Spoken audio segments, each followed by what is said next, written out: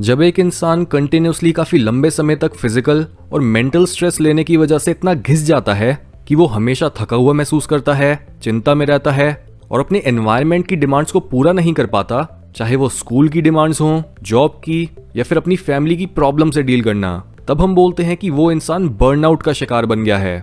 यानी उसने पहले अपने ऊपर हद से ज्यादा काम ले लिया और अब यही चीज उसे खुद पर डाउट और दूसरे लोगों के टुवर्ड्स गुस्सा फील करवा रही है। जो भी इंसान बर्नआउट होता है उसका सबसे पहला साइन उसकी बॉडी की केमिस्ट्री में दिखता है। उसके अंदर स्ट्रेस हार्मोन कॉर्टिसोल ज्यादातर समय हाई रहने लगता है और उसका सेरोटोनिन कम होने की वजह से वो खुद को यूजलेस और अपनी लाइफ को मीनिंगलेस समझने लगता है। हमारी बॉडी में इतना ज्यादा स्ट्रेस हमारे फिजियोलॉजिकल सिस्टम पर काफी लोड डालता है, जिससे हमारे अंदर कभी भी ज्यादा एनर्जी बन ही नहीं पाती और हम अपना सारा समय बेड में सोते हुए, डे ड्रीमिंग करते हुए या फिर बस सोशल मीडिया को यूज करते हुए ही वेस्ट कर देते हैं। हम कुछ काम करना तो चाहते हैं, लेकिन हमारा मन और हमारा शरीर बिना कुछ करे ही इतना थका हुआ होता है कि हम हर जरूरी काम को पोस्टपोन करते रहते हैं। ज्यादातर लोग ऐसे बिहेवियर को लेजीनेस लेबल कर देते हैं, लेकिन वो ये नहीं जानते कि लेजीनेस और बर्नआउट एक दूसरे के कितने सिमिलर हैं और कैसे यूजुअली लेजीनेस बर्नआउट का ही एक नतीजा होता है। आज के टाइम पर जहां हमें हमेशा कंपटीशन का प्रेशर फील होता है और लोगों को वो काम करने पड़ते हैं जहां पर उनके असली टैलेंट का यूज नहीं हो पाता, ऐसे में बर्नआउट की प्रॉब्लम बहुत तेजी से बढ़ रही है।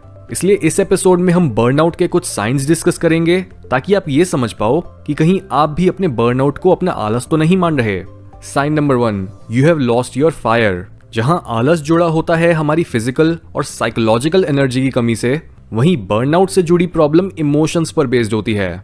यानी हम इमोशनली बहुत खाली और दबे हुए महसूस करते हैं। जहां पहले हमारे अंदर कुछ कर दिखाने की आग होती थी, वहीं अब हम खुद की काबिलियत को ही डाउट करते हैं और अगर कोई इंसान हमारी कोई तारीफ भी कर दे तो हमें वो भी झूठी लगती है। अपने काम में इंटरेस्ट खो देना और उस काम को करना जिससे आप नफरत करते हो, ये कोई अच्छा साइन नहीं होता, क्योंकि लॉन्ग टर्म में ये चीज आपको मेंटली बहुत बुरी जगहों में ले जा सकती है। इसलिए खुद से ये क्वेश्चन करो कि अगर आप में अभी पहले जैसा पैशन नहीं है तो क्या आपको अपना काम या अपना कोर्स बदलने की जरूरत है, या क्या आप बस अपनी हॉबीज को उतना समय नहीं दे रहे और आपको मस्ती का टाइम नहीं मिल रहा। अपनी लाइफ के किसी भी पॉइंट पर अपनी डायरेक्शन बदलने से कतराओ मत। अगर आपको लगता है कि आपने कोई गलत डिसीजन ले लिया है तो कोई बात नहीं, उसे ठीक करो and move on. Sign number 2, you have become emotionally नम।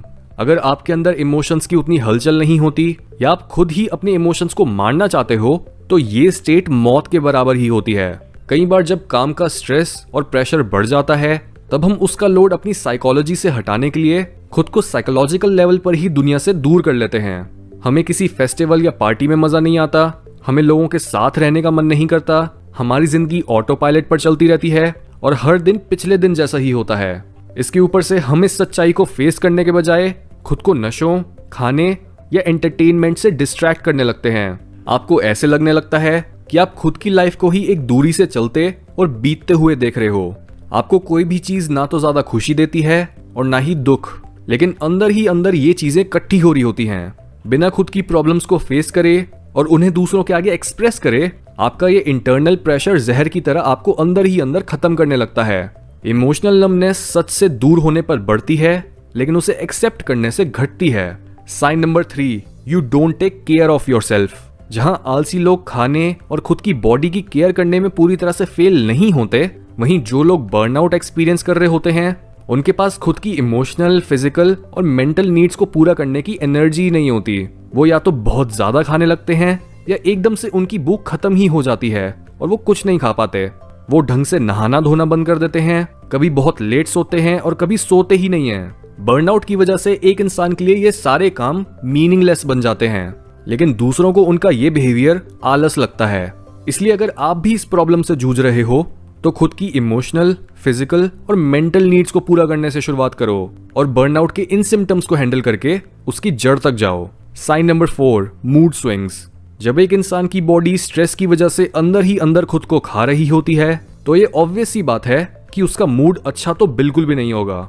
ये साइन इमोशनल नमनेस का ऑपोजिट एक्सट्रीम है, क्योंकि जहां इमोशनल नमनेस में आप कोई भी इमोशन को ज्यादा फील ही नहीं कर पाते और आपको ऐसा लगता है जैसे आप मर ही गए हो, वहीं मूड स्विंग्स होने पर आपके अंदर इमोशंस की बाढ़ आ जाती है। आप छोटे छोटे मोमेंट्स के लिए खुशी तो फील कर पाते हो, लेकिन उसके कुछ ही देर के बाद आपको एकदम से गुस्सा आ जाता है या आप फिर से अपने डिफॉल्ट इमोशन यानी उदासी पर आ जाते हो।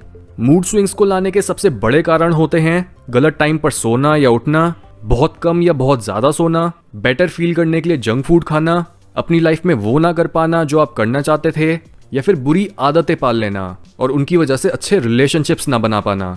हर ऐसी बुरी आदत ही आपके बर्नआउट को बद से बदतर बना देती है।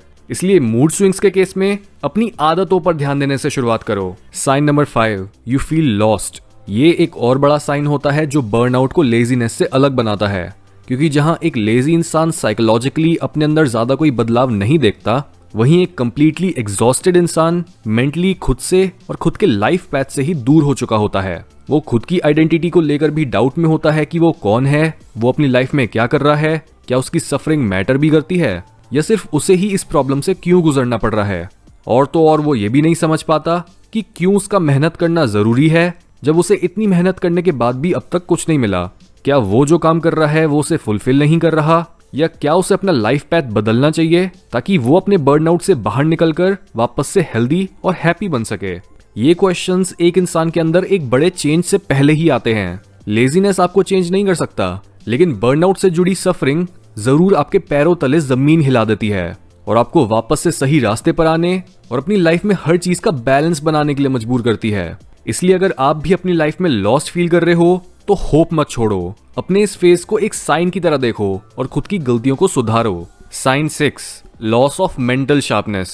लंबे समय तक चलता स्ट्रेस आपकी कंसंट्रेट करने और क्लियरली सोच पाने की एबिलिटी को नेगेटिवली इन्फ्लुएंस करता है, क्योंकि स्ट्रेस हमारे बॉडी और माइंड को उस चीज पर अपना फोकस पे करने के लिए फोर्स कर रहा होता है जो हमारे स्ट्रेस का कारण होता है। नेचुरल केस में ये स्ट्रेस एक छोटे समय के लिए आता है, हमें डेंजर से जल्दी से बाहर निकलने के लिए मजबूर करता है और सेफ्टी फील करने पर खुद ब खुद खत्म हो जाता है।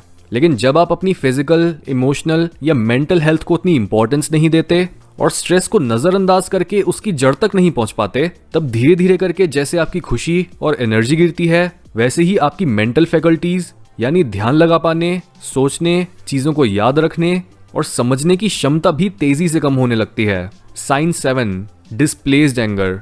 आलस से कभी गुस्सा पैदा नहीं हो सकता। गुस्से को पैदा करने के लिए आपको बस सच्चाई से दूर होना पड़ता है और आप खुद ही नेगेटिव इमोशन से भर जाते हो। जैसे अगर एक एवरेज इंसान बस आलसी बने, पार्टी करे और एक एवरेज जिंदगी जिए जो ज्यादातर लोग जीते हैं, तो उसे इन सब कामों से गुस्सा नहीं बल्कि मजा आएगा।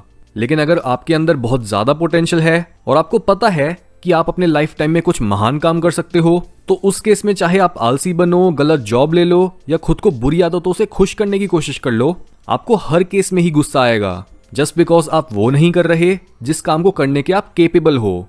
और ये कॉन्शियसली ना पता होने से कि आपका सही रास्ता और आपके टैलेंट्स क्या हैं, आप अपना यही गुस्सा दूसरों पर निकालते हो।